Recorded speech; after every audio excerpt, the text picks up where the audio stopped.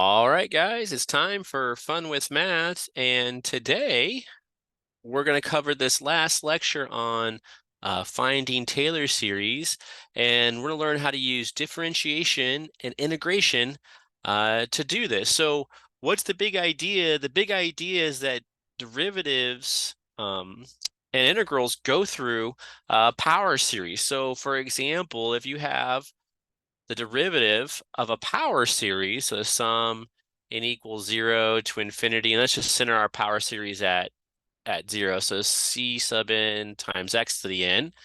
You can rewrite this as the sum of n equals 0 to infinity of basically d dx of c sub n times x to the n. Right, so basically the fancy way to say this is that these two operators basically commute, right? So it's like the derivative of the sum is the sum of the derivatives. And vice versa here for integrals, the same thing's going to happen. So if you take the integral of the sum n equals 0 to infinity of the c sub n times x to the n, so you have your big power series here, then dx, you can rewrite this. So just kind of flip-flop the integral sign and the sum sign. And so here the sum n equals 0 to infinity of the integral of c sub n times x to the n dx. Right, so the sum of those guys there. And so the way we say that is the integral of a sum is the sum of the integrals. And so there's a bit of a proof that needs to be done here, but we don't usually do it in calculus 1 because of that infinity. Right? So taking the derivative through a finite sum is no problem, but taking through an infinite sum, we kind of wave our hands here and say, hey, it's okay for right now. And later on, as you guys advance, we can prove this. So what are we going to do? So we're going to use these standard Taylor series over here to kind of help us find Taylor series, but also use derivatives and integrals along the way. So let's look at our first example because this should go pretty fast. So we're going to use differentiation here to find a Taylor series centered at 0 for, it says each function, so say for the function, and its interval of convergence. So let's just do this. So the idea is to look at this and try to figure out, what is this the derivative of? Like, is this the derivative of something? Because if it is, maybe we can rewrite it and then use one of these standard Taylor series over here to figure out what the answer is. So notice this is equal to, let's just rewrite this as 1 plus x to the negative 2. And so if I had to guess at what function they take the derivative, I get this back, I probably would guess, so d dx of, I probably would guess 1 plus x to the negative 1.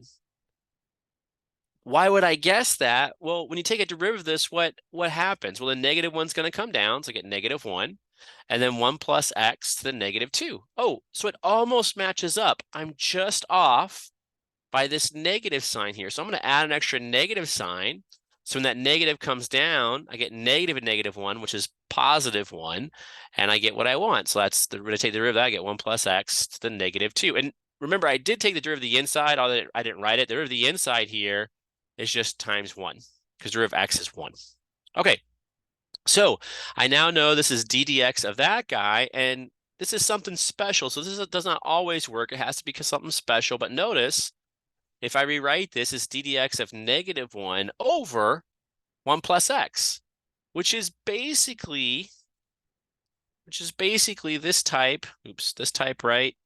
If I can make my cursor move, here you go, this type right here. And so I can make it look like that by doing what? I can just rewrite this as d dx of a negative 1 over, and then 1 minus, and then put a negative x here. And so now it has the right form, 1 over 1 minus something. And so then what is it equal to? This is going to be equal to then the sum. So d dx, keep that on there. And then negative the sum n equals 0 to infinity. And so I'm just going to replace this with negative x. And so then negative x to the n. And this is for negative x, an element of -1 to 1. So basically negative x lies between -1 and 1. So I'm just basically, wherever I see an x, I just replace it with negative x. And so negative x between -1 and 1 is the same thing as basically saying x is between -1 and 1. If you really want to see that, you can actually write down what this means, so that actually means -1 is less than x, negative x is less than 1. And then if you multiply all this by a negative, it's just going to flip-flop everything. So you get 1 is greater than x is greater than -1, which is basically the same statement, but written the opposite way. So, and that's what this is telling us, basically. Okay, now back here, we have a little more work to do. So let's do our little bit of work. So we have d dx of negative, and this is the sum, n equals 0 to infinity. So now this is just sort of algebra. So I have -1 to the n times x to the n. So make sure you understand how that works. So negative x to the n is really -1 times x, all to the nth power. And then exponents go through multiplication. So that's going to be a -1 to the n times x to the n. So that's where that comes from. And then in parentheses, we can bring the derivative now through that sum. And so what are we going to get here? So it's going to be equal to negative what? D dx of the sum n equals 0. Oh, maybe we should just bring it all the way through, guys. So it's going to be negative the sum n equals 0 to infinity. So we're just going to flip-flop here the derivative and the sum sign. I meant to change colors. So change colors, so d dx, and that sum sign there. So you get the sum from n equals 0 to infinity of d dx of this -1 to the n, x to the n.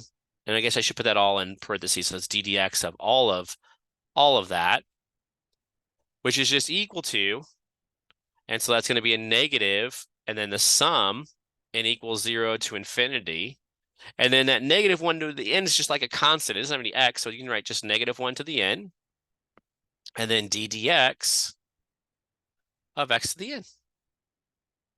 And so that's going to be equal to negative the sum n equals 0 to infinity, and then -1 to the n. And then let's take a derivative of x to the n, so the n's going to fall down.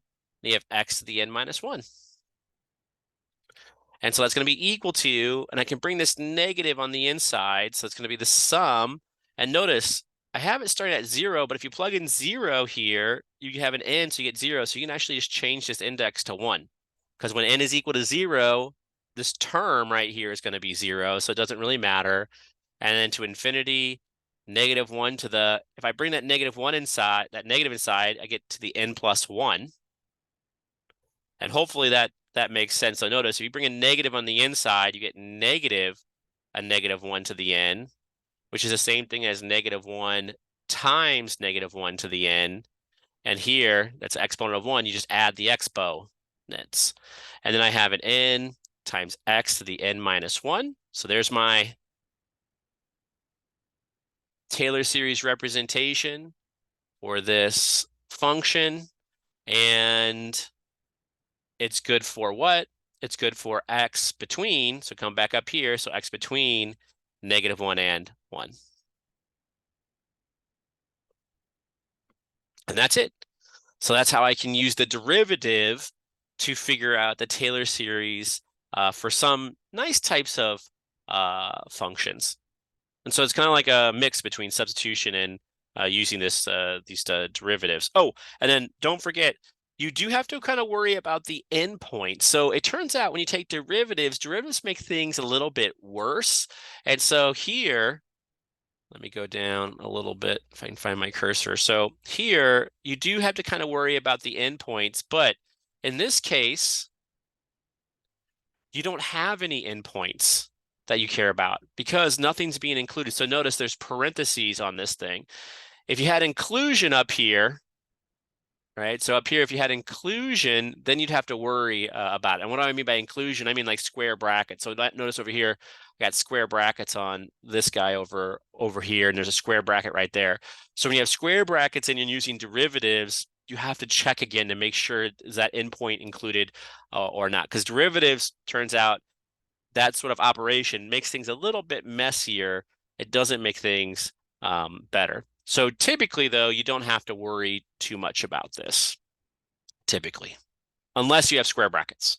All right, so now let's look at one that you do have to worry about the endpoints eventually, and that's when we do integration. So integration actually makes things nicer.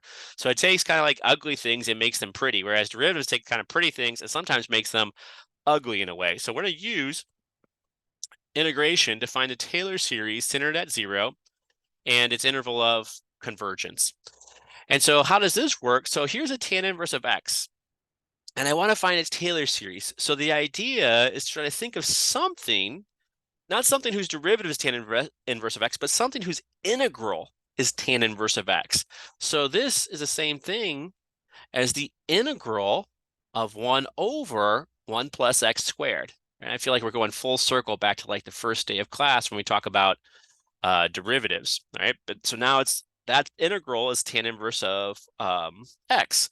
And so now hopefully you're like, oh, well, this thing kind of looks like that thing. And you'd be correct. We can turn it into that thing by, introducing a minus sign here. So it's going to be equal to the integral of 1 over 1 minus a negative x squared on the bottom, dx. And so now it has the right type. So it's basically, 1 minus something, where this is your something. And so then it's just going to be something to the n, where something's between -1 and 1. So this is going to be equal to the integral, and now we just write down the sum, n equals 0 to infinity of negative x squared all to the nth power, and then a dx on the very end. All right, so we just use substitution here, but this is kind of nice. So now we can kind of clean it up a little bit. So this is going to be the integral of the sum, n equals 0 to infinity of what? So when you raise this to the nth power, that negative right there is going to become a -1 to the n. And then x squared is going to be x to the 2n. And again, if you don't see that, realize this is -1 times x squared, all to the nth power. And so if you raise -1 to the n, you get -1 to the n. And that's times, then you raise this to the nth power, so that's x squared to the nth power, which is x to the 2n. And then don't forget your dx here. Oh, and I forgot, this is good. Remember, this is good for what? This is good for, so back here, I guess I should do it in yellow. So back here, when I plugged in, I should have written something like for what? I plugged in this negative x squared, so negative x squared between, just doing this guy over here, -1 to 1. Now this one's a little bit trickier. So to figure out where x lives, so let's figure out where x lives here. The negative, you can just multiply everything by -1, and you'll get x squared is still between -1 and 1. These do flip-flop, but you do get that. And then here it's a little tricky. It's like x squared is between -1 and 1. So where does x kind of live? Well, you can kind of think about this like, well, 0 is good because 0 squared lives between -1 and 1. And then everything up to 1 is good because 0 to 1, if you square, it's going to be between -1 and 1. And all the way down to -1 is going to work. So anything between 0 and -1, if you square it, will be between -1 and 1. In fact, it'll be positive between 0 and 1. But anything outside there isn't going to work. So you want all the numbers inside here. That's where your x lives. And so my x is between -1 and 1. But not outside of it, because if you get outside, you square it, it's not going to be in this interval. All right, so now back here up to the top. And so this is equal to, then what? So what I can do now is I can swap out here, right? So switch out, basically switch each of these two, right? So I get the sum, n equals 0 to infinity of what? Of the integral. So the integral here of -1 to the n, x to the 2n, and then dx. All right, so again, it's just this sum sign right here, and this integral sign. The fancy way is they just kind of commute, right? So you can switch them out. We can say the integral of the sum is just the sum of the integrals, which is kind of nice. And so then this is going to be equal to what? This is going to be equal to n equals 0 to infinity. And then this -1 to the n, it's just a constant because it doesn't have an x on it. So you just pull it out. So -1 to the n, the integral of x to the 2n dx. And then we can integrate this. So it's equal to sum from n equals 0 to infinity of -1 to the n. And then what's the integral of this guy? Well, you just add 1 to the power, add 1 to the power and divide. So here I'll have x to the 2n plus 1 divided by 2n plus 1. And then don't forget, on the very outside, we'll have our plus c, our constant of integration. And to figure out the constant of integration, because c's some number, and we actually know what that number is because you can come back up to this function here, and you can plug in 0. So what's f of 0? Well, that's just equal to tan inverse of 0. And right now, this is going to be equal to this guy right here. And so when you plug in 0 into this guy, all these terms go away, and you just get plus c. And so that implies, well, what's tan inverse of 0?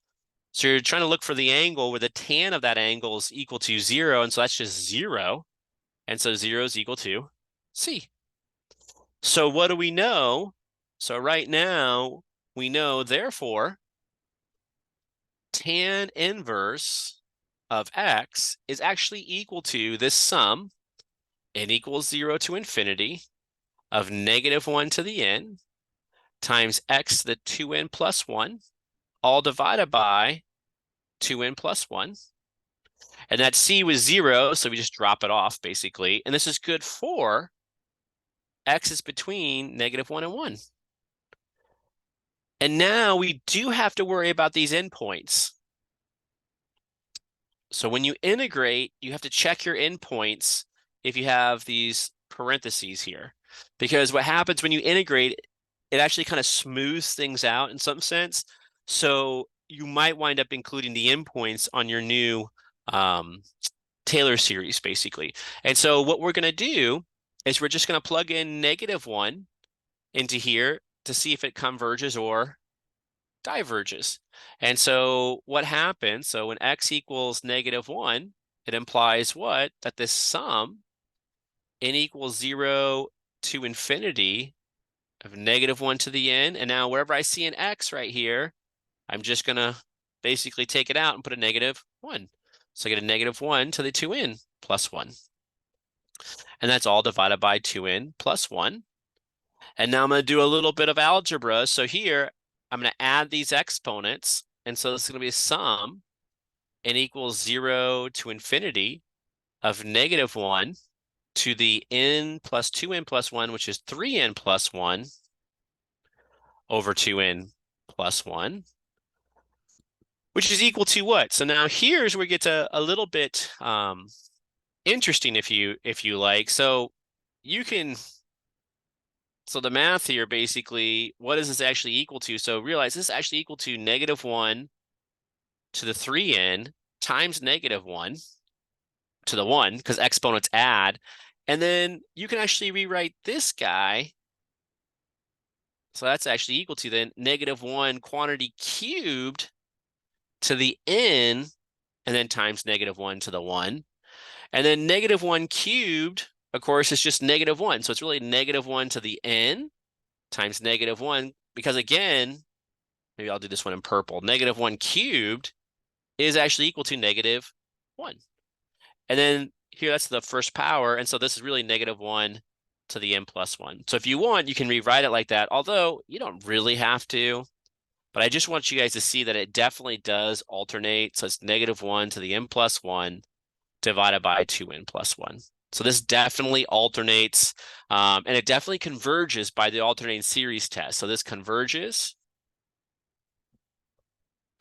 by that alternating series test.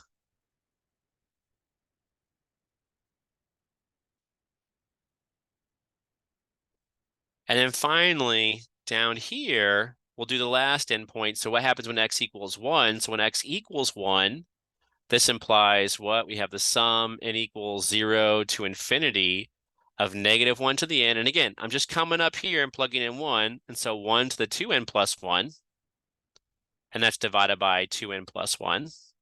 And of course, 1 to the anything is just 1. So we can replace that with the number 1. So you see the sum n equals 0 to infinity of -1 to the n on top and a 2 to the 2 times n plus 1 on the bottom, which of course also converges by the alternating series test.